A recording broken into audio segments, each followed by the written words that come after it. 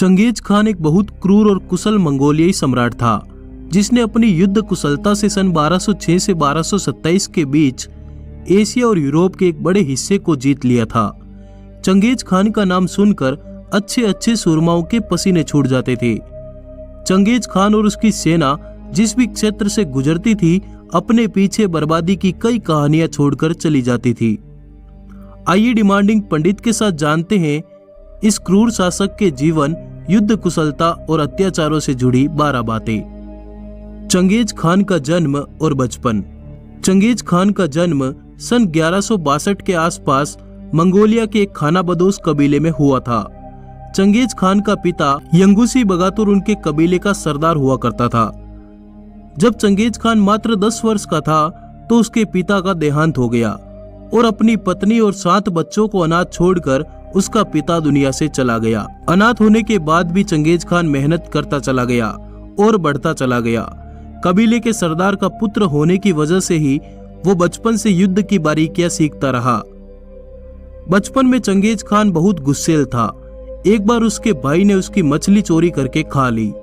इस पर चंगेज को इतना गुस्सा आया कि उसने अपने ही भाई को मार डाला। चंगेज खान का धर्म, वो मुसलमान नहीं था। चंगेज नाम के साथ खान लगा होने की वजह से अधिकतर लोग यह मान लेते हैं कि वह मुसलमान था, जबकि ऐसा नहीं है। चंगेज खान का असली नाम तेमुजिन था। चंगेज खान ने अपनी कुशलता से शुरू से अपने कबीले में अच्छा खासा प्रभाव बना लिया था। मंगोलों की सभा ने उसे अपना सरदार घोषित कर दिया और उसे कागान की उपाधि दी। मंगोल सेना में सेना के सरदार या कागान की उपाधि पाने वाले को खान कहा जाता था। कागान का अर्थ होता है सम्राट या सरदार।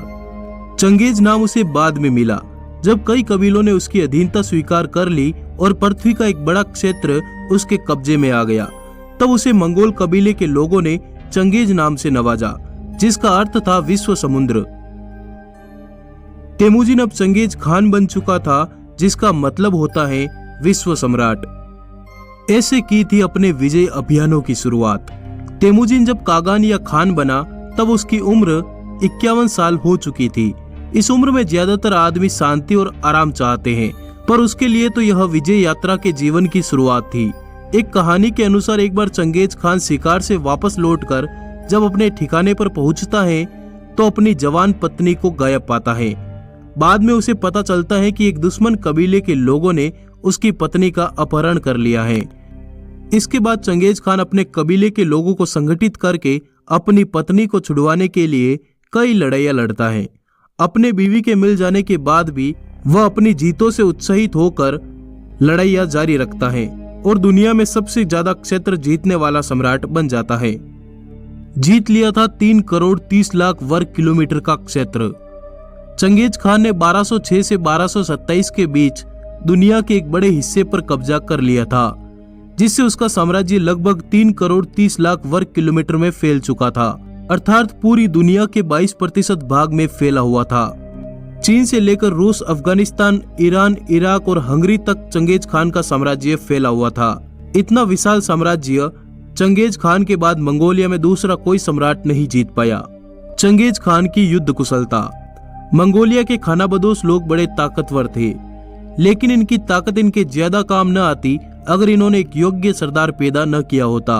ये योग्य सरदार था चंगेज खान। चंगेज खान बड़ी सावधानी और समझदारी से युद्ध करता था। उसने अपने सैनिकों को खास तरह की ट्रेनिंग दे रखी थी। सबसे ज्यादा वह घोड़ों को सिखाता था और इस बात का खास इंतजाम किया था कि युद्ध में एक घोड़े के मरने के बाद दूसरा घोड़ा फौरन सैनिकों के पास पहुंच सके, क्योंकि उस समय युद्ध में तेजी के लिए घोड़ों का बहुत ज्यादा महत्व था। युद्ध में भले ही चंगेज खान की सेना विरोधी सेना से कम होती, पर पक्के अनुशासन और संगठन के कारण जीत चंगेज खान की सेना की ही होती। 4 करोड़ लोगों की मौत का जिम्मेदार था चंगेज खान। चंगेज खान को एक तो उसके साम्राज्य विस्तार तो दूसरा उसकी क्रूरता के लिए जाना जाता है। अपने विजय अभियानों के दौरान वह जिस भी क्षेत्र में जाता, शहरों के शहर तबाह कर देता और खूब मारकाट करता। एक अनुमान के अनुसार उसने अपने समय की 11% आबादी का सफाया कर दिया था, जो तकरीबन 4 करोड़ बनती है। उसकी बर्बरता का अंदाजा इसी बात से लगाया जा सकता है कि उसने सन 1219 में ईरान पर हमला करके वहां की 75% आबादी का समूल खात्मा कर दिया था। उज्बेकिस्तान के बड़े शहर बुखारा और राजधानी समरकंद पूरी तरह जलाकर राख कर दिए। बुखारा की 10 लाख की आबादी में से मात्र 50,000 लोग ही जिंदा बचे थे। इतिहासकारों के अनुसार चंगेज खान के हमले के समय जितनी आबादी पूरे ईरान की थी, उतनी आबादी वापस होने में 750 साल का लंबा समय लग गया। चंगेज खान ने जब चीन की दीवार को भेदकर चीन की राजधानी बीजिंग पर कब्जा किया, उसके बाद उसने चीन के कई शहरों को उजाड़ दिया, हजारों लाखों लाशों के ढेर लगा दिए। इन बातों से आप अंदाजा लगा सकते हैं कि चंगेज खान कितना क्रूर और निर्दयी था। चंगेज खान भारत आते आते लौट गया। चंगेज खान ने ईरान में जिस राजा खारजम पर हमला किया था, उसका लड़का जलालुद्दीन भागकर सिंध नदी तक चला आया और दिल्ली दरबार में आश्रय लेने चला गया। उधर दिल्ली के सुल्तान इल्तुतमिश ने चंगेज खान के डर से जलालुद्दीन को आश्रय देने से साफ मना कर दिया। पहले चंगेज खान की योजना थी कि वह भारत को रोंदते हुए भारत के बीच में से गुजरे और असम के रास्ते मंगोलिया लौट जाए, पर दिल्ली के सुल्तान इल्तुतमिश के हार मानने के बाद और बीमारी के कारण वह वापस लौट गया। इस तरह उत्तर भारत एक संभावित और भयानक बर्बादी से बच गया। वासना का भूखा था चंगेज खान। चंगेज खान जिस भी क्षेत्र को जीतता था, उसके पराजित योद्धाओं की पत्नियों और बेटियों की नंगी परेड करवाता था। वह उन स्त्रियों का चयन करता था जिसके साथ उसे हम बिस्तर होना होता था। महिलाओं को वह उनकी छोटी नाक, लंबे रेशमी बाल और मधुर आवाज से पसंद करता था।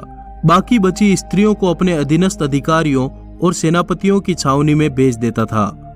जीवित है चंगेज खान के 1.5 करोड़ वंशज। चंगेज खान की कई पत्नियां थी।